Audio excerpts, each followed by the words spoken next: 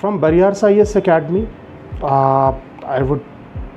say what we can promise is definitely giving our best attempt. Giving our best attempt, when I say, okay, of course, examination, you are going to take the examination, students are going to take the examination, but at the end, it becomes our attempt also.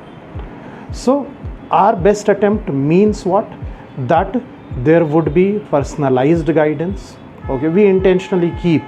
the batch sizes very limited so that we are able to focus on each and every student, understand each and every student based on their personality, based on their requirement.